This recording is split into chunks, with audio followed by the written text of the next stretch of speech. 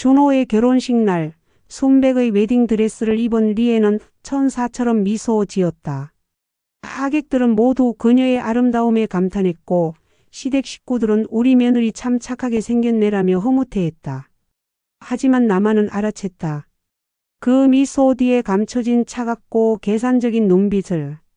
결혼식이 끝나고 신혼여행에서 돌아온 지 정확히 일주일 만에 리에는 준호의 통장 비밀번호를 알아냈다. 여보, 우리 앞으로 투명하게 살자. 비밀 없이라는 달콤한 목소리로 준호를 설득했고 순진한 우리 아들은 그녀를 의심 없이 믿었다. 그날 밤 나는 우연히 그녀가 침실에서 스마트폰 화면을 응시하는 모습을 목격했다. 은행 앱을 열고 잔액을 확인하며 입꼬리를 올리는 그 표정은 사랑하는 남편을 바라보는 신부의 얼굴이 아니었다.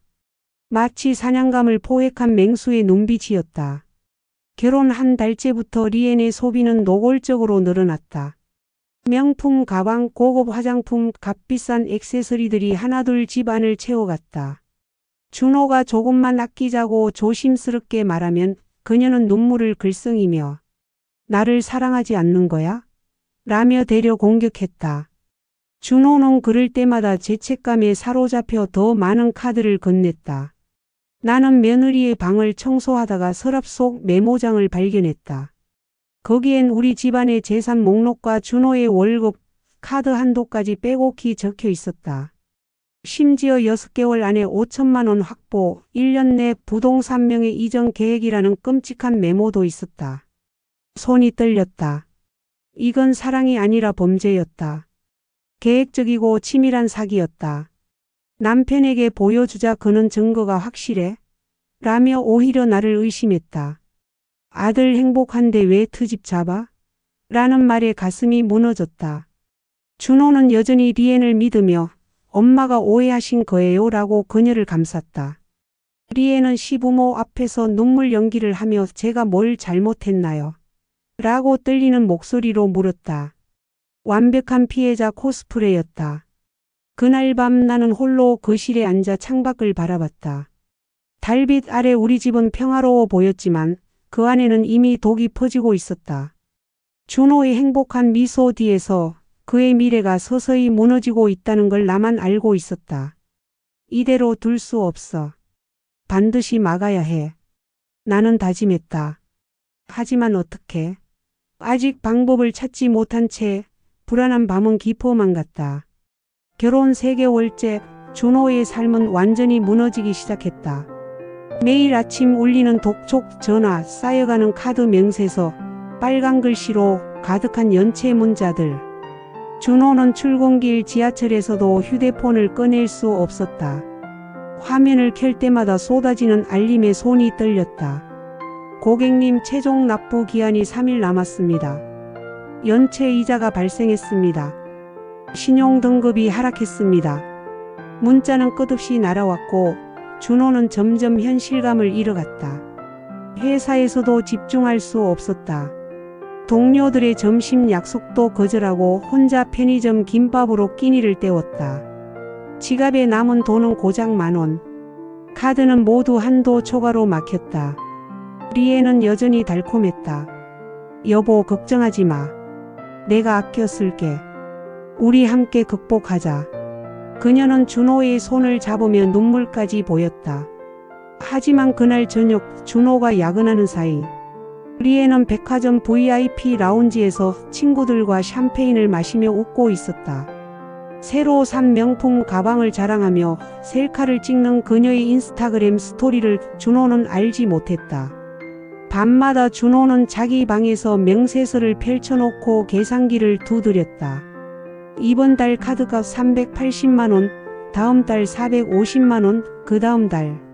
숫자는 눈덩이처럼 불어났다. 월급 280만 원으로는 이자조차 감당할 수 없었다. 그는 머리를 쥐어뜯으며 신음했다. 대체 어디서부터 잘못된 거지? 왜 이렇게 된 거야? 친구에게 돈을 빌리려 전화했지만 요즘 나도 힘들어서 라는 대답만 돌아왔다. 사실 친구들은 이미 준호의 신용불량 소문을 들었고 거리를 두기 시작했다. 회사 상사도 자네 요즘 왜 그래? 일에 집중 좀 해라며 핀잔을 주었다. 준호는 점점 고립되어 갔다. 어느 날 밤 준호는 거울 속 자신을 바라봤다. 초췌한 얼굴, 핏기 없는 입술, 텅 빈 눈동자. 불과 몇 달 전 행복한 신랑의 모습은 어디에도 없었다. 그는 벽에 등을 기대고 주저앉으며 소리 없이 울었다. 왜 내 마음만 믿고 결혼했을까? 왜 이렇게 바보 같았을까? 복도 저편에서 리엔의 웃음소리가 들렸다. 누군가와 통화 중이었다. 응, 걱정 마. 계획대로 잘 되고 있어. 조금만 더 기다려. 그 목소리는 차갑고 계산적이었다. 준호는 그 순간 깨달았다. 자신은 사랑받은 게 아니라 이용당하고 있었다는 것을. 하지만 인정하고 싶지 않았다. 여전히 그녀를 사랑했으니까. 그 모순 속에서 준호는 더욱 깊은 지옥으로 빠져들었다. 리엔의 비밀은 그녀의 스마트폰과 노트북 속에 철저히 숨겨져 있었다. 매일 밤 준호가 잠든 후 그녀는 침대에서 일어나 조용히 거실로 나와 노트북을 켰다. 화면 속에는 베트남 은행 계좌로의 송금 내역들이 빼곡했다. 엄마에게 500만 원, 오빠 사업자금 300만 원, 친구 빚 200만 원. 모두 준호 몰래 빼돌린 돈이었다. 그녀는 치밀했다. 개인 노트에는 우리 집안의 모든 재산 목록이 정리되어 있었다. 준호의 월급 명세, 카드 한도, 통장 잔액은 물론이고 시부모의 예금 규모와 부동산까지 조사해 두었다. 6개월 목표 5천만 원 확보, 1년 계획 아파트 공동명의 전환, 최종 목표 독립재산 형성 후.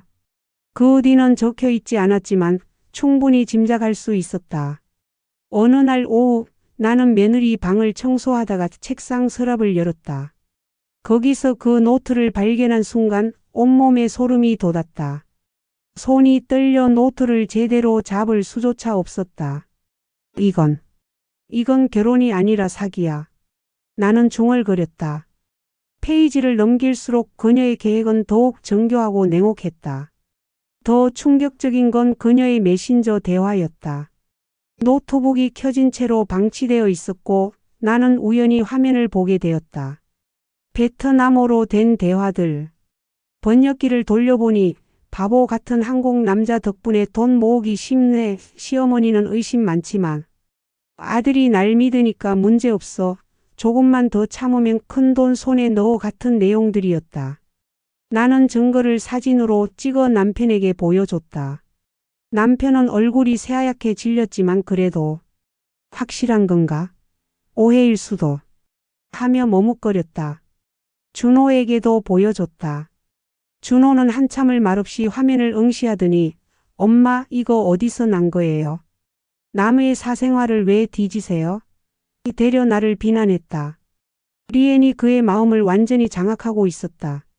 그날 저녁 식탁은 전쟁터였다.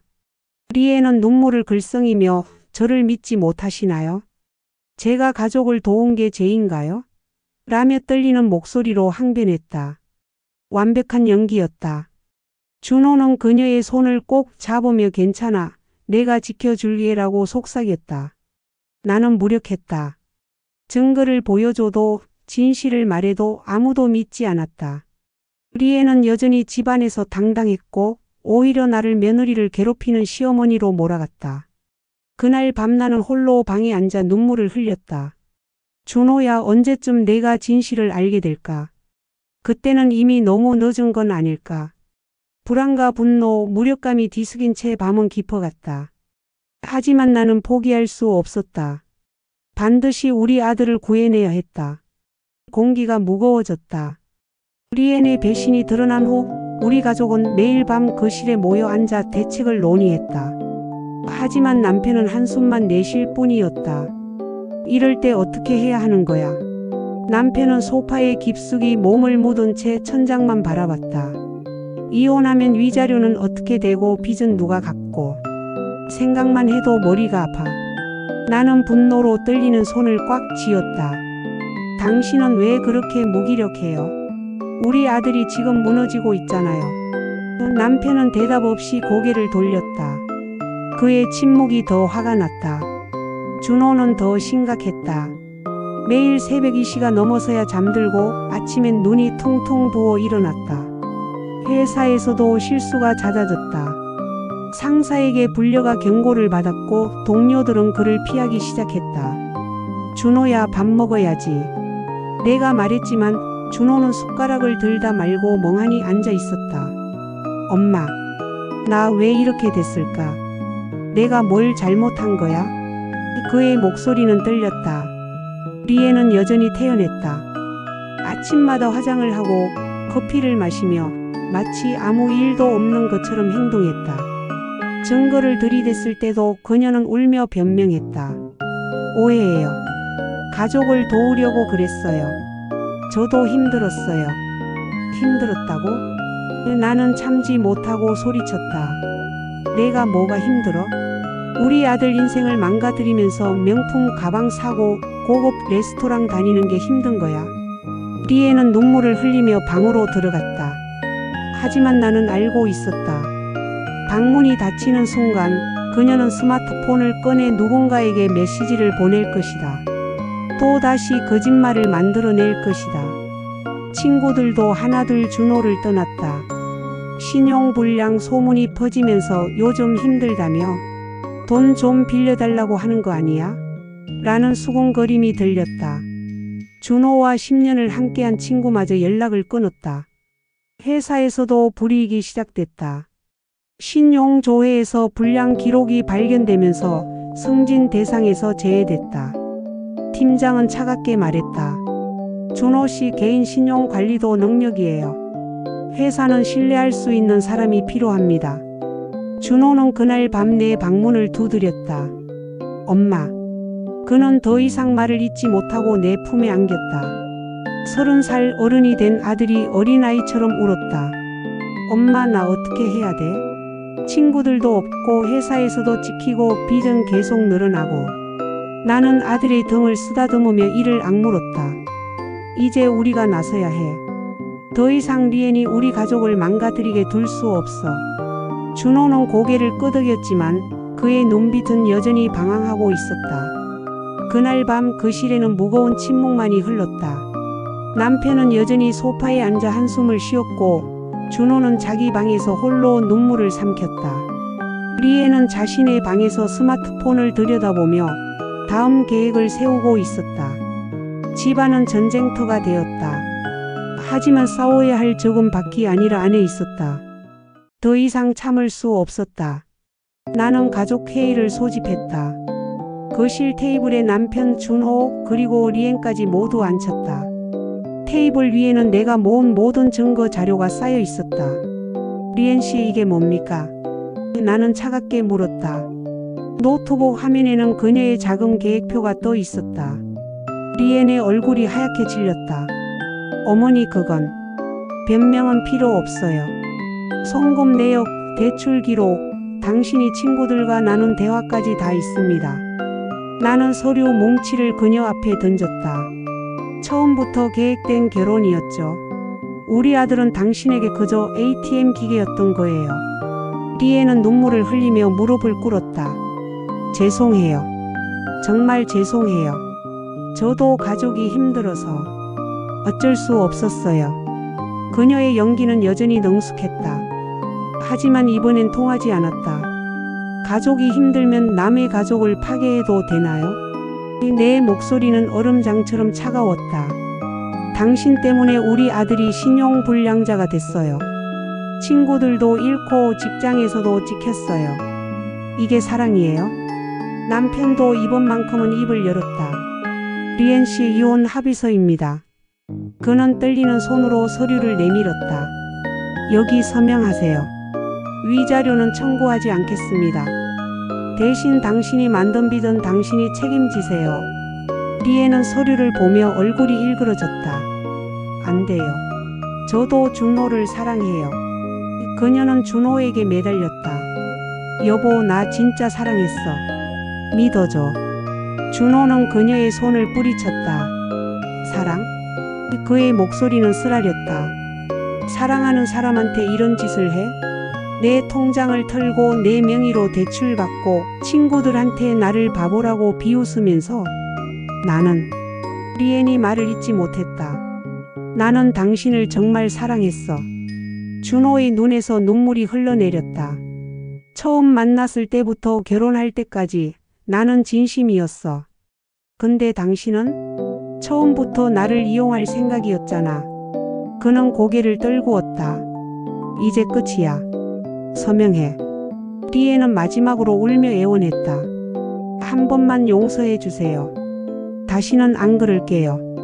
하지만 우리의 결심은 흔들리지 않았다. 나는 펜을 그녀 앞에 놓았다.